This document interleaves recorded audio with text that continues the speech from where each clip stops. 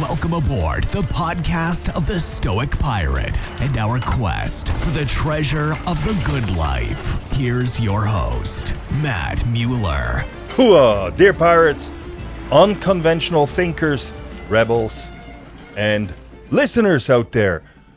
Welcome aboard the ship of the Stoic Pirate and on our quest for the treasure of the good life. My name is Matt and I'm the host of the podcast, The Stoic Pirate. And today, let's talk about something that slipped under the radar, but shouldn't have. Recently, the European Central Bank announced that the digital euro is set to launch as early as October 2025. Now, you would expect an announcement like that to shake things up a bit. But somehow, it didn't. Barely a ripple. No protests, no debate. Most people shrugged and just scrolled on. And that worries me. Let me say up front, sure, there are arguments in favor of such a digital currency. They say the digital euro is safe, convenient, modern. You can pay quickly. You won't lose it or have it stolen. You can fight crime and terrorism with it, money laundering, tax evasion, all that. And yes, the demand for digital payments is real. Just look at how many people use Visa, MasterCard, PayPal, or other means to pay digitally. But here's the question I keep coming back to. If private companies already provide this service, if the need is already being met, then why does the state need to step in and create its own digital currency? The system works. There's no shortage of ways to pay digitally. So what's the real motive behind all this? Come on, I don't know, but I don't buy the convenience argument. Not when it opens the door to something far more dangerous. Some point to the rise of cryptocurrency as another reason, but that misses the mark completely. Cryptocurrencies, especially decentralized ones like Bitcoin, are not about creating new digital payment systems. They're about opting out of the state-controlled fiat money system. People don't invest in Bitcoin because they want a flashier euro, a flashier dollar. They want an escape hatch from monetary monopoly. So if you're using crypto as an excuse to justify a state-run digital currency, you've missed the point entirely. Which brings me to the reason I'm talking about this today. I recently sat down for an in-depth conversation with Dr. Christopher Joseph Musten Hansen, a Danish economist, monetary historian, an expert in central banking and monetary policy.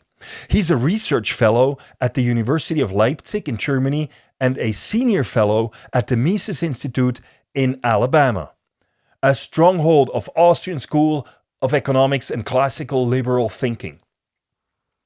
You can find the full conversation in episode 150 of the podcast Der Stoische Pirat, titled Der digitale Euro, Trojanisches Pferd der Freiheit.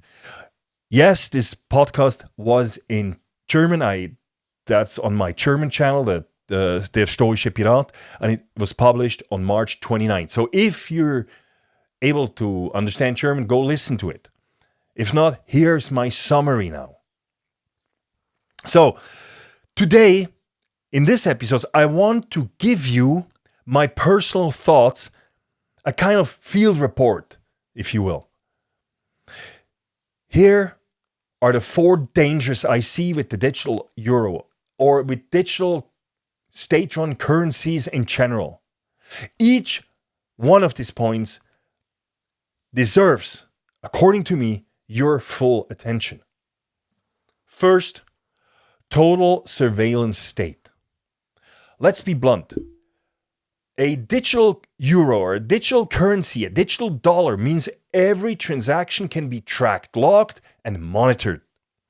Dr. Hansen made it very clear when he talked to me. He said all payments flow will be stored centrally by the European Central Bank. No exceptions. Every cup of coffee, every book you buy, every donation you make, tracked. Now, maybe that doesn't scare you, but let me remind you what happened in Canada during the COVID protests. Ordinary people who donated to the truckers, people who simply disagreed with government policy, had their bank accounts frozen by the state, just like that. No trial, no hearing, just frozen because they backed the wrong cause, according to the government. Now, imagine that same level of control, but faster, more efficient, and fully centralized. That's the digital euro, or a digital currency in general. With it, anonymity dies, and once privacy is gone, freedom is next in line. Second, financial control through programmable money. The second red flag is what they call programmable money. Sounds harmless, right? Here's what it really means. The state could decide how you're allowed to spend your money. Dr. Hansen laid out the scenario. Someone on government assistance might only be allowed to buy certain things. Okay, maybe that sounds reasonable to some, because this person lives from the state, so why not control what he buys? And we don't want this person to buy stupid things from taxpayers with taxpayer money. But follow the logic.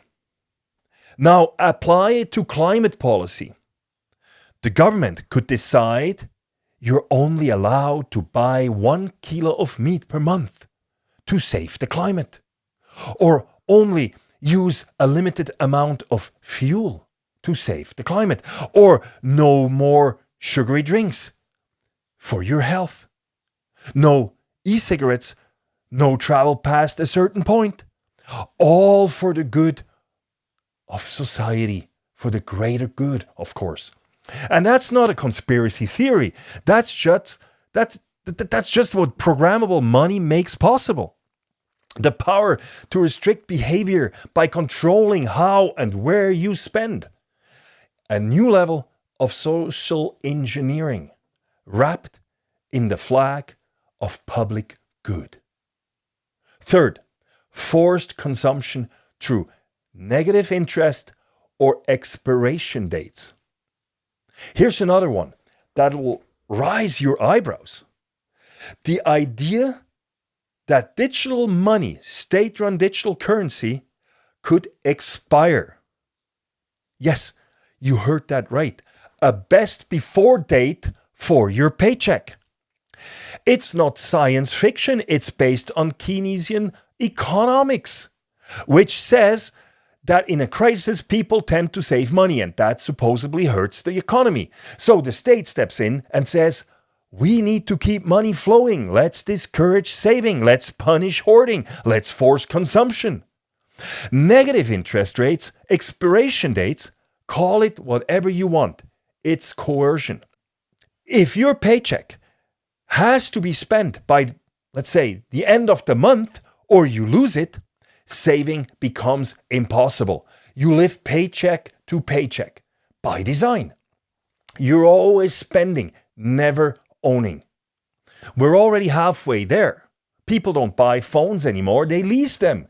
They don't save for things, they finance them. And if money is forced to move constantly, true ownership dies. 4. Political power shift from citizens to the state. And this is probably the biggest one. The digital euro, or any digital currency, would cause an irreversible shift in power from you to the state. Today, you control your bank account. You choose your bank. You decide how to store and spend your money. But with a digital euro, with a digital currency, your account is directly with the central bank, the state-run central bank. Private banks become irrelevant. And for this to work, cash has to be eliminated. Dr. Hansen was clear about that. Even though the European Central Bank insists they have no intention of removing cash, funny how intentions change once systems are in place, isn't it? So what's left? One wallet, one system, no way out, no escape. The state owns the infrastructure. You just rent your freedom until they change the terms. And one last word on gold. Dr. Hansen also criticized the abandonment of the gold standard in the 1970s. Back then, paper money represented real value. Gold, something scarce and tangible.